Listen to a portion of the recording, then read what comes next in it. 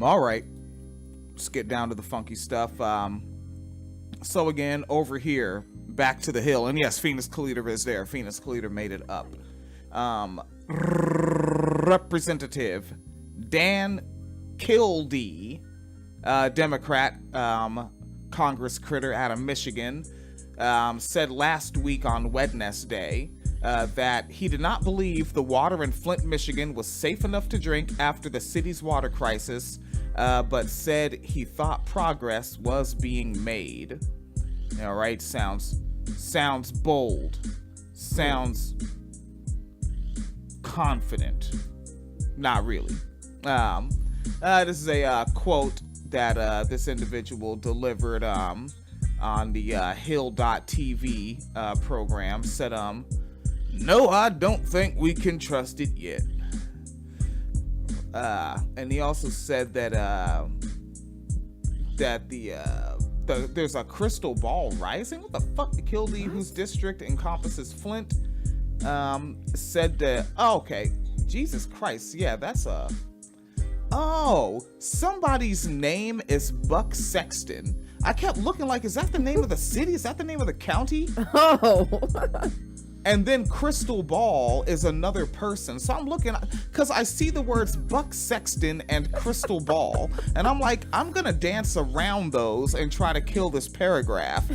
But Crystal Ball was that MSNBC host that was running for Congress, but she was at a party and she got taken a picture, and there are young adults at a party, and there was like a little toy penis that you could strap on your head and be like, I got a penis on my forehead. Yeah. And they took a picture of that and then slut shamed her out of the election, yeah. Out of the election for not having sex. You get being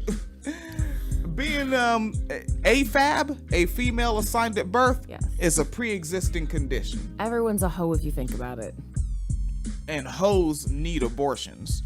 We actually should get that on. That's like that's damn near 3 years old now, that episode. It is elder. But it is on the WineCellarMedia.com Facebook page. If you just look for Christian Mom and Gangsta Rap Song, you'll find it. All right. So he continues to say words about things, and he says, it is getting better. We have to acknowledge that. We should, by the end of July, I mean, it's January, by July, certainly by the end of the summer, have been able to replace all of those lead service pipes that have been the source of the poisoning. But people don't trust it yet. They were told the water was safe once before when it really wasn't. I think until those lead lines are gone, it's going to be pretty difficult to have full confidence. All right. Now, a little bit more on Flint. This is coming off of that MLive website. All right. And it says there's a few more steps for the 8 remaining Flint water crisis defendants.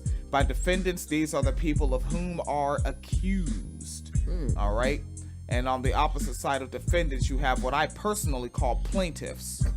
All right? Now, after 3 plea agreements in just 2 weeks, only 8 current and former city and state government employees remain accused of crimes tied to the Flint water crisis.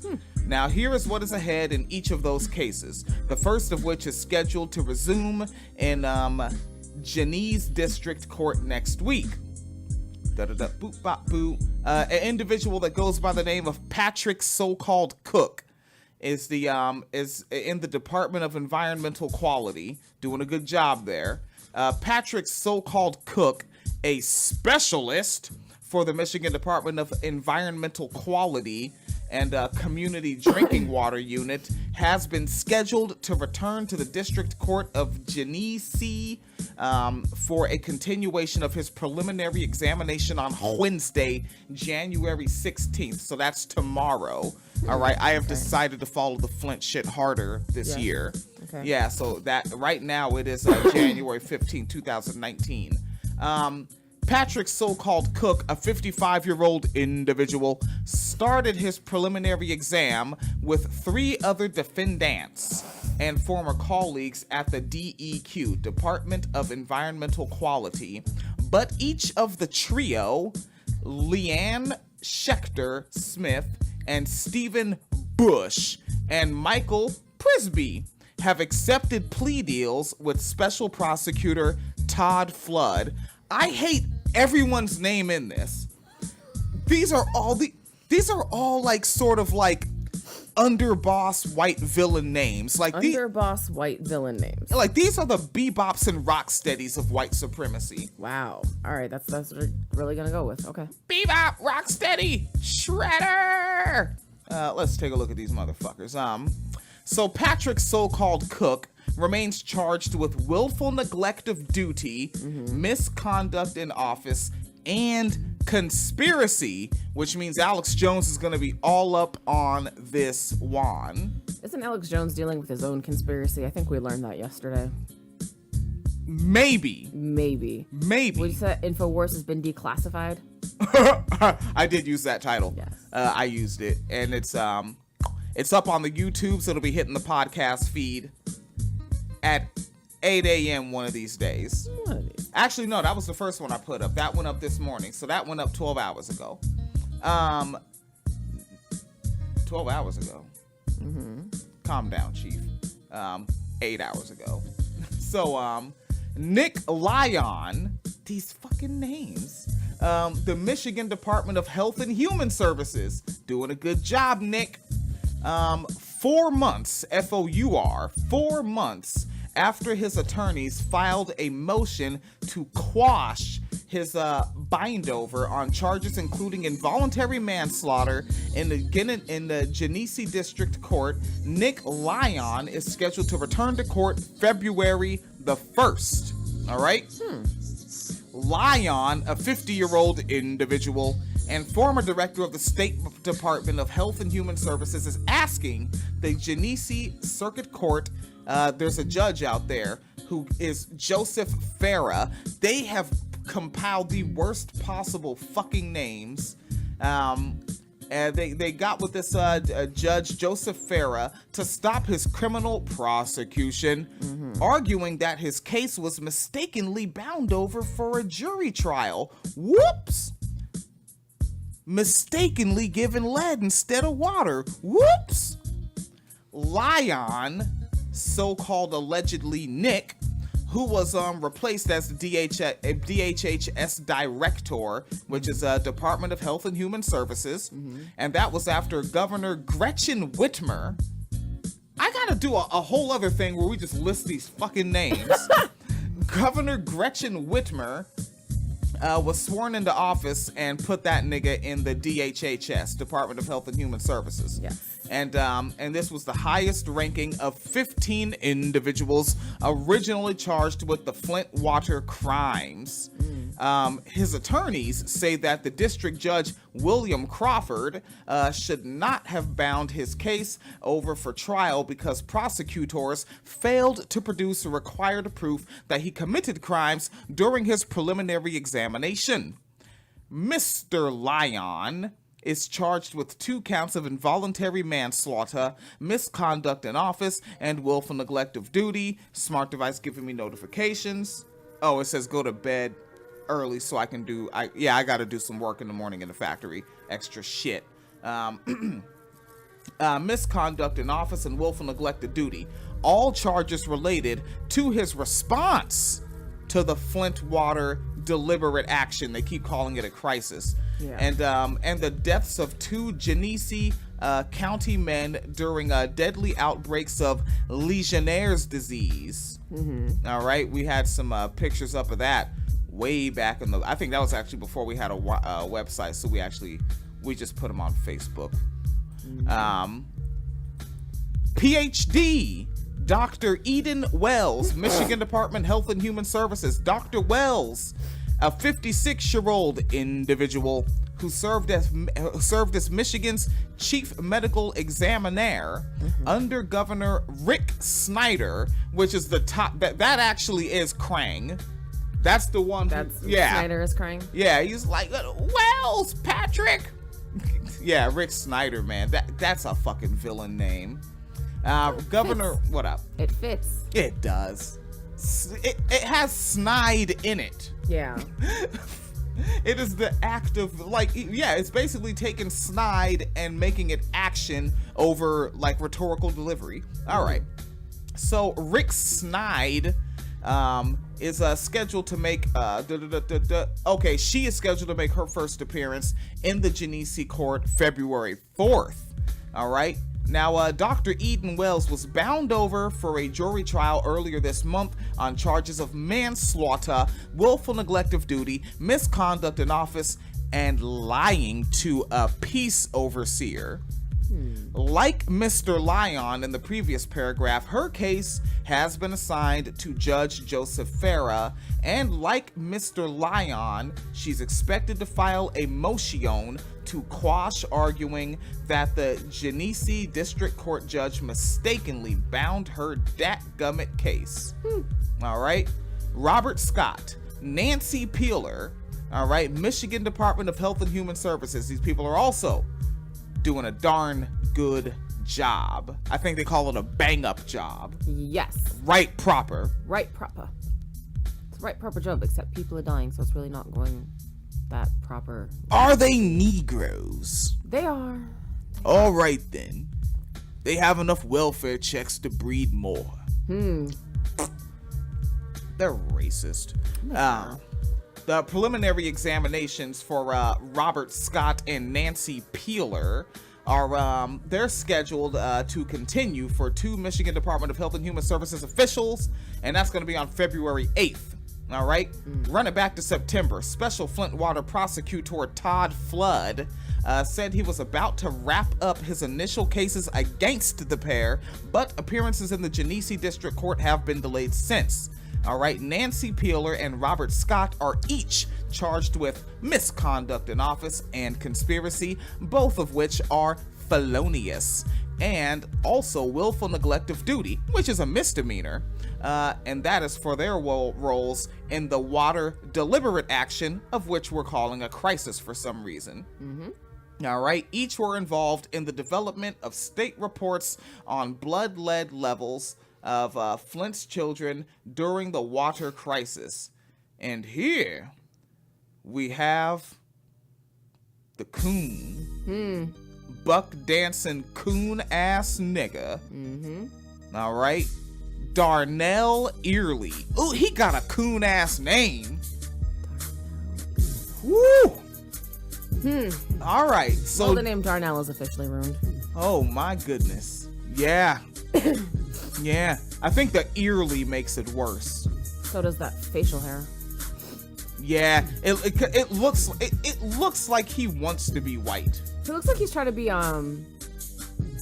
Colonel Sanders, the KFC guy. Yeah, like doesn't it look like he put fucking like relaxer in his beard? It does. Because he's almost my complexion and his beard got no nap to it. And you can see his hairline. It's not like his beard game.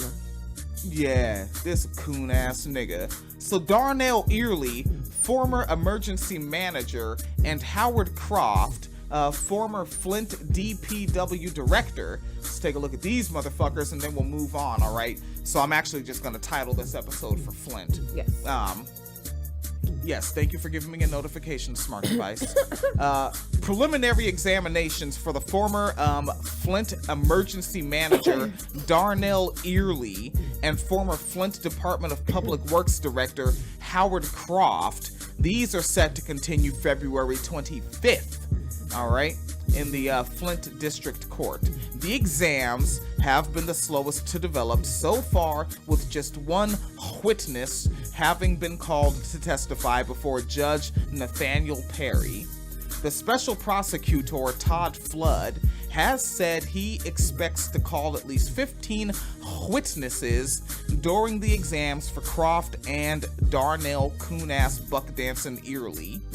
So Darnell Coon-ass Buck-dancing Early faces charges of false pretenses, conspiracy to be a I don't really have any more insults.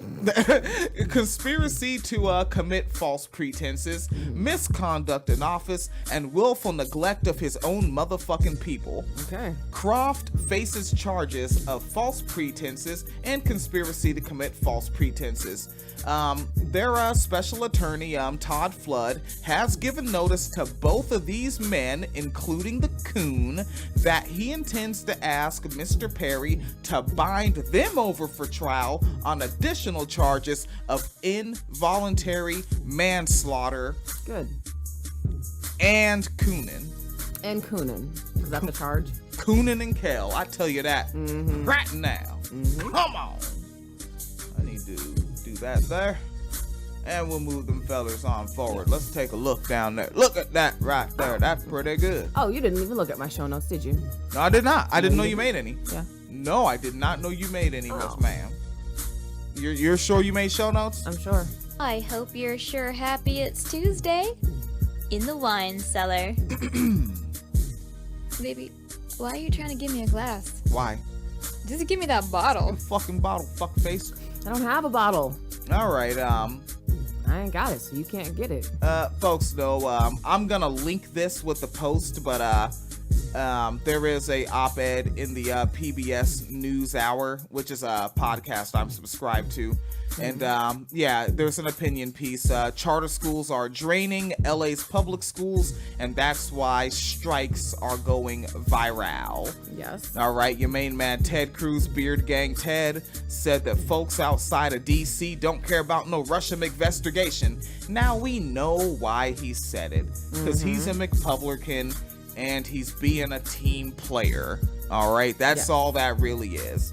But fact-based reality, blue-collar McAmericans that are not partisan hacks trying to get links, trying to get likes and build their fucking career. Basically, niggas that aren't trying to take the Imani Gandhi route, you know, other lawyers that are similar to Imani Gandhi and do shit like that. You know, them type of niggas. We, of whom are not them, don't give a shit. Right. All right? I'm gonna get up tomorrow morning and leave at about 4 a.m. to get to work at 4:30 a.m. so that I can prep machine parts, and then I'm gonna get on a Skyjack and prep a machine room to run product. And I'm going to do it for not many money dollars an hour. Right. A raise above what I had last year, but not a great many money dollars an hour. Right. All right? I gives a blue fuck about a damn Russia. All right? When I got beat down by cops, their names were not Boris and Natasha. Exactly. Fact-based reality. And, you know, the thing that really gets me about this whole Russia shit is nobody has been able to articulate. So even if everyone who's involved is found guilty, what are the consequences and how is it going to be prevented from happening again? Well, that's the thing. There's gonna be lots of consequences. Big, beautiful consequences. All right, because is Mexico gonna pay for them? Yes. No, Russia's gonna pay for them. You realize the Democrats can like say that shit now, and they're fucking Russia's gonna pay for it. Their diehards will roll with it. Yeah, I mean, because you know how fucking the rich and the powerful always face hardcore consequences. They do. I mean, I remember after Ted Kennedy killed that woman in his car, he went to prison. Oh, wait. And that was it Laura Bush? Laura Bush killed someone with a car. She ran someone over, and she went to prison for. Oh wait, no, she didn't. She had that affluenza, man. It's hard to shake. I want affluenza. You can't have it. I just want enough money to be able to even pretend I could have affluenza. No. And I think affluenza is only intergenerational. If you're first generation, you don't have it. Like 3 generations in. Yeah. All right. So, a little bit more pop culture than what I would typically do, but I do talk about rape culture and anti-blackness and misogynoir. So there's a reporter goes by the name of Jim DeRogatis.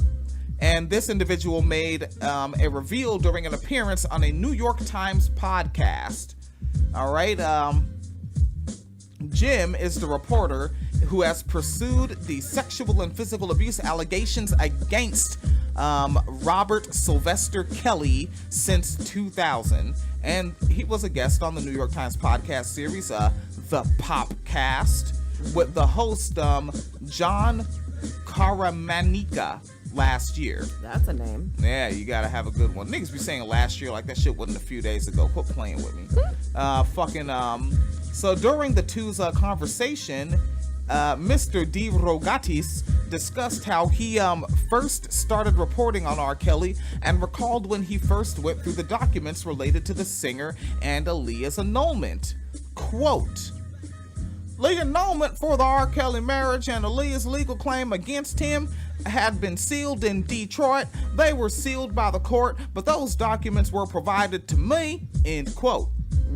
And then he continues saying that it's a harrowing document, quote, a non-disclosure agreement on both her part and Kelly's, vowing not to pursue further legal claims for physical abuse. So it wasn't just an underage sexual relationship. He hit her, allegedly, according to that court document. End quote. I'll link that with the show post. Okay. Phoenix Leader has some stuff you're excited about. Oh, yeah. You're jazzed up. Okay. Yeah. Did you cover the one about the evangelical group wants gay people removed from anti-lynching bill? No, I didn't even headline it. No. Yep, I saw it though. Oh, cool. I love stupid bullshit like this. Yeah. So last month, the U.S. Senate unanimously passed a bill that would explicitly be why I'm doing amazing with the words coming out of my face right now. Yeah. I am awesome. The bill would explicitly make lynching a federal crime. Not everyone, however, is pleased with the passage of the Justice for Victims of Lynching Act. Also, can I point out that they passed a Blue Lives Matter bill before they passed the Lynching Act? I'm just saying. Okay, but which ones matter? Obviously, the Blue Lives, because that was the bill. Oh, there you go. All right. The hell, you think niggers matter? I would like to matter. No. You want affluenza? You want your life to matter? What is your deal? It would be awesome if my life mattered. So the Liberty Council. We got it. Okay. As I told someone today, we might be the meanest podcast you've ever heard. We just talk shit. So the Liberty Council, an evangelical nonprofit that opposes gay rights, and its chairman, Matt Staver, are taking issue with the bill's inclusion of LGBTQ people. Mind you, this is an anti-lynching bill. So the old saying is, who the fuck says this? Because then there's a loophole. We can lynch gay niggers. Oh, there is a loophole.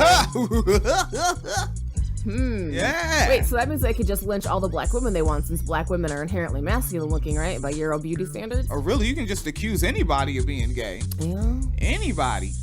Like, look at all the stories I do on I literally have the screen on gaycitynews.com right now. Yeah.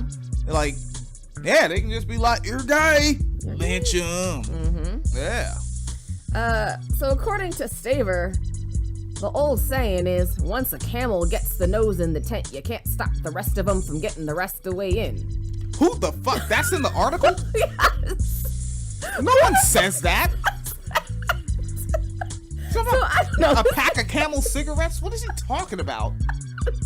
I thought that Jesus said something about it's easier to get a camel through the eye of a needle than to get a rich man to go to heaven, but apparently I misread it, and the actual saying is, once a camel gets its nose in the tent, you can't stop them coming from the rest of the way in. I don't fucking... Nigga, what? No one fucking says that. Can't stop them coming from the rest of the way in? Yes. That is a verbatim quote. That nigga typoed with his mouth. Shit. Man. Actually, they had a hyperlink to it, but the hyperlink is also a quote. I thought maybe there was audio in the hyperlink. There is not. That's no fun. But yeah, that's the fucking quote. All right, so something about camels, tents, and noses. I don't know. He said in an interview with conservative news outlet One News Now. This is a way to slip it in under a so-called anti-lynching bill and then sort of circle the wagon and then go for the jugular, which he apparently wrote as juggler. Oh, fuck. Did they put the SIC there? Sick. Juggler.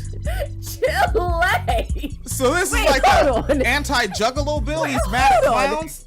No. There's jugglers, camels, and tents, nigga. It's a fucking circus. Oh, fuck, it is. It's a circus. Is this whole nigga. thing actually a joke? Is he having nightmares about Pennywise? Like, what is this? All right, so there's camels and noses and tents. Yeah. And then circling wagons around jugglers.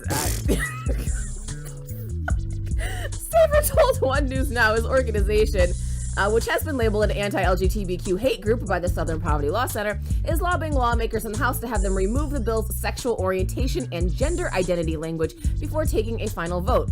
Similarly, the group encouraged Congress in November to remove language about sexual orientation and gender identity discrimination in a trade agreement between the United States, Mexico, and Canada. Liberty Counsel did not immediately respond to NBC News' request for comment. Man, before they pass the bill, can we lynch these niggas? I'm not opposed. Jesus Christ. I'm not opposed. You know what? Fuck it. I'm just gonna click the hyperlink and actually go to his. Oh shit! I Don't mean, do that. What? You're making a decision, man. I am making a decision, and y'all gonna come with me for this ride. 'Cause No. it's the circus. God damn it! I mean, Jesus was a white man too, but you. Oh my God, this is One News Now is pretending to pass itself off as a legitimate news site, and of course the first fucking sentence. Yeah. The Justice for Victims of Lynching Act passed unanimously, but founder Matt Staver said it passed without some senators realizing an amendment was added providing special rights for homosexuals and transgenders. Oh, cool. I love stupid bullshit like this. All right. The special rights are please don't kill us, by the way. Like that, the special right is wanting to live. Also, just Yeah, but they're on the left hand of God, and I'm pretty sure that's bad. And apparently these people know this fucking goofy ass proverb because he calls the amendment the proverbial camel's nose under the tent. They know what the fuck he's talking about. These niggas love the fucking circus. Fine. No one can or should oppose a bill that bans lynching, says the Liberty Counsel attorney, and thus it's being used as a backdoor to pass legislation such as the controversial Employment Non-Discrimination Act. What? This doesn't even make sense. Wait, they're against that bill? Yes. Okay, and then So- you're having a tough time with it, aren't you? I am. Wait, so by not making it legal to lynch gay people, that means they're going to pass an employment bill that says you have to hire gay people? Yeah, that's what they're doing. Okay. So far, they've been unsuccessful over the many years in the past, but this is a way to slip it in under a so-called anti-lynching bill, and then, circle the wagon and go for the juggler. Staver tells One News Now the Liberty Counsel is telling lawmakers in the House about this in an effort to convince them to strip the bill of the amendment before taking a vote.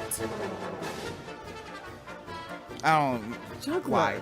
Yeah, jugglers. Circling The wagons camels. around jugglers. In the Camp. tent. Where's the fucking elephant?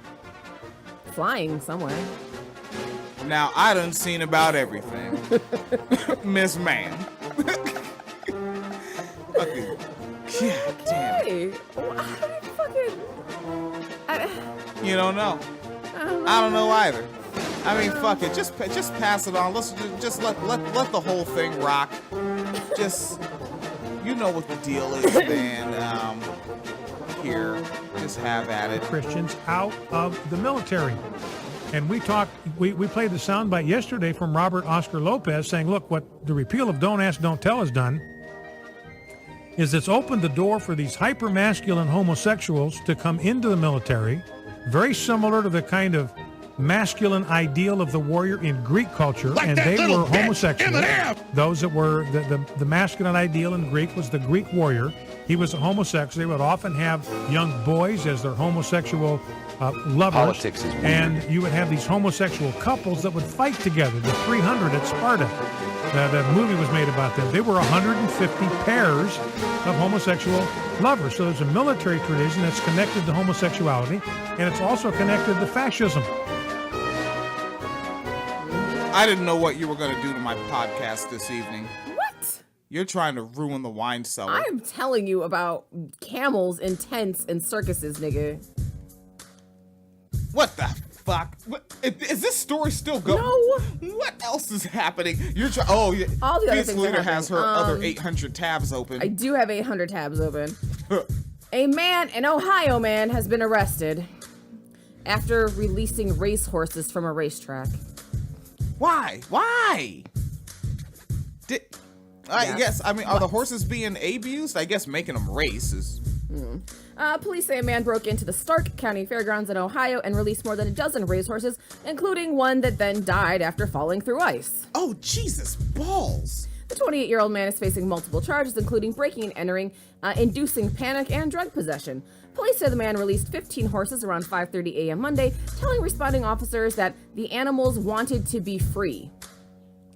Okay. He told the truth. I mean, to his interpretation. However, it took several hours of the horses running along city streets and through multiple neighborhoods before they could be rounded up.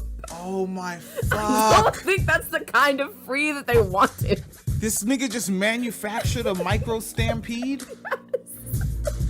Holy shit. Oh, cool. I love stupid bullshit like this.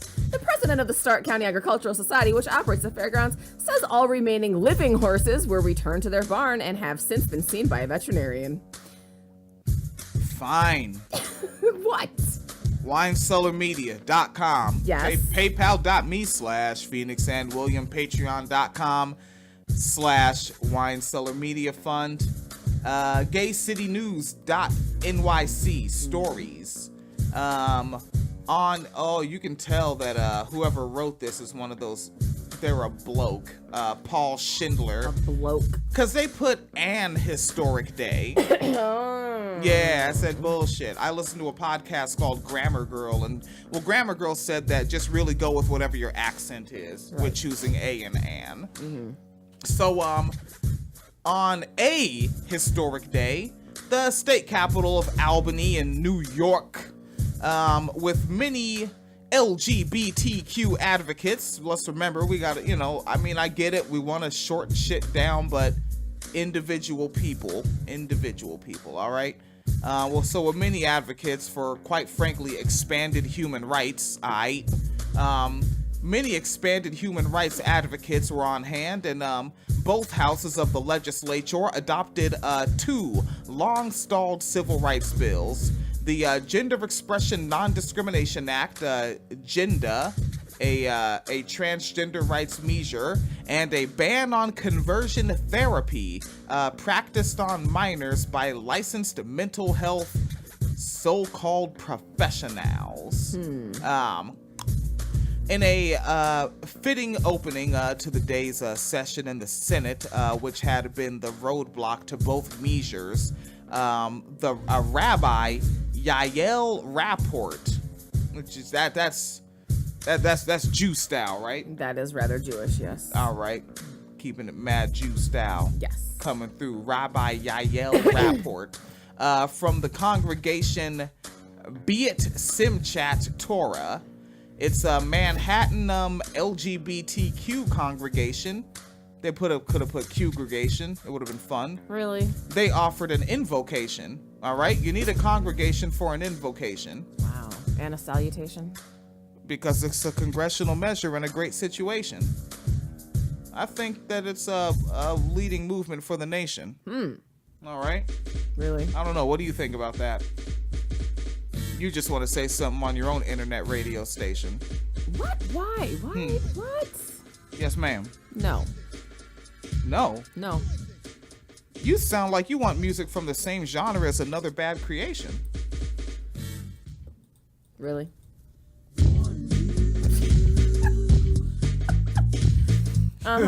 Yes. All right. That Belle Biv Devo. Belle Biv Devo. All right. So on today, January 15th, passage of GENDA caps a struggle dating back 16 years to when the state adopted a gay rights law with no provisions to bar discrimination against gender identity and expression. At the time, leading advocacy groups led by the now defunct Empire State Pride Agenda argued the measure approved was best and that it could be achieved with a Republican-led state Senate and a Republican Governor, George Pataki. All right, so that's going on. I'm going to go ahead and link that with the show post when I put that up.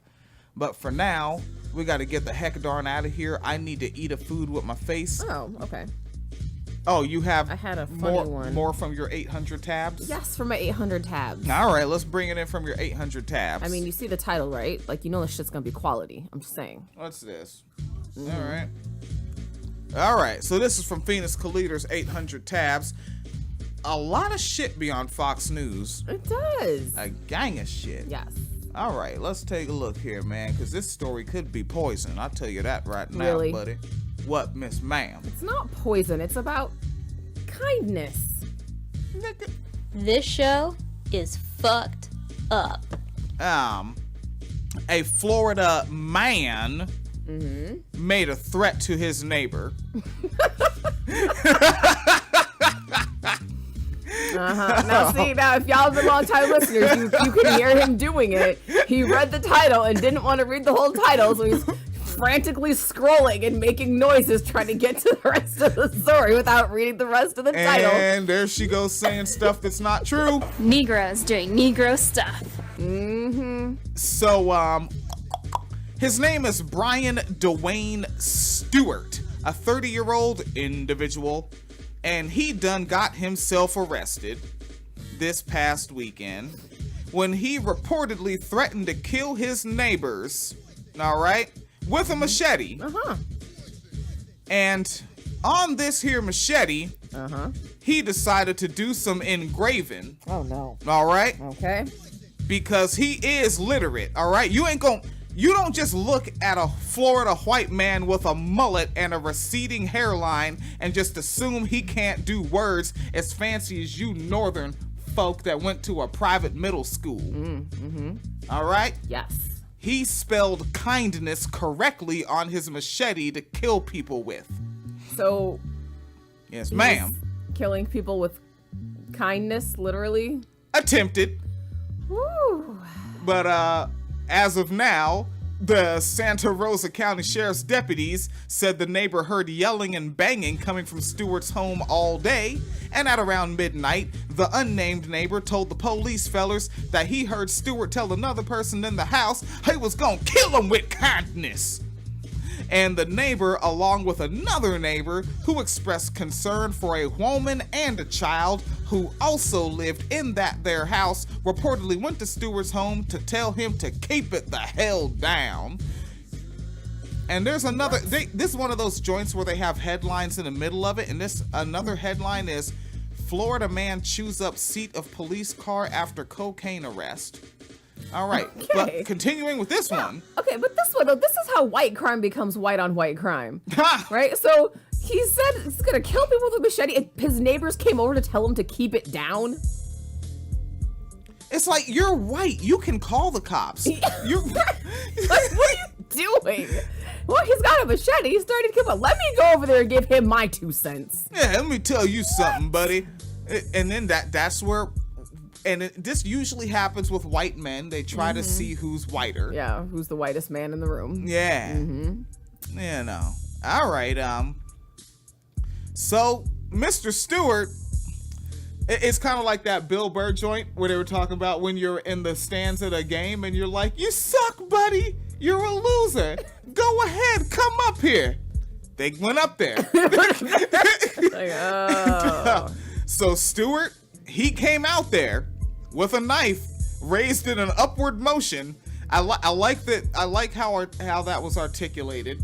They made sure you know exactly how he was holding this here And you get, like, kitchen utensil. The music from Psycho. My biological mother thought that was the funniest shit. The music? Yeah. Like, in general or in the moment of the movie? In general, she just thought that shit was funny. Yeah, that was her sense of humor was all over the place. So the first neighbor reportedly stepped in front of the other. What the fuck? I'll take this crime. I want to be on someone's comedy podcast. So the first neighbor reportedly stepped in front of the other and blocked Stewart's attempted knife strike, with the victim later telling authorities he suffered a half-inch cut on his left hand. Woo! I'm blue collar. I need my hands. At the time of his arrest on Thursday, cops said that Stewart reeked of some beverages, if you will, and What they say? alcohol. Which one? Stewart. Oh, just alcohol in general. Yeah. Okay. And that the officers had to repeat things numerous times. I've had to interact with that kind of drunk white man. I know. Oh, I know. And yet they took him into custody alive. Curious. Yeah, and also, like, I'm laughing, but then the laughter stops because I remember one of the things I had to keep saying. I was like, your wife is crying. And it was because it was towards the end of the foster care shit, and I'm in someone else's foster care house, and he just got hammered, and he's like, man, I love you, Billy. He's calling me Billy. My name's William. I love you, Billy. I love you. And she's like, yeah, he's a good kid. And he said, shut up. I love you, Billy. Like, what the fuck? What was the shut up for? Okay. I thought it was the love moment. Oh, Jesus no. Christ, you huge white man. It's a finite amount of love. There's just not enough for everyone. I only have enough for this Negro, and you know how much that takes. Yeah. Whew. Get away from them. Yeah, get out. So the deputies said he also became belligerent, very aggressive. Really? Really? The drunk white man with a machete became belligerent, you say? Nah, that's not. Yeah, usually they write haikus and play a little ukulele, you know. So he became belligerent, very aggressive, and kept banging his head on the patrol unit. So he was charged with aggravated assault with a deadly weapon and aggravated battery of a person with a deadly weapon. He's currently being held at the Santa Rosa County Jail on a $10,000 bond. Well, that's fun. Indeedly do, neighbor. Excuse. Yes.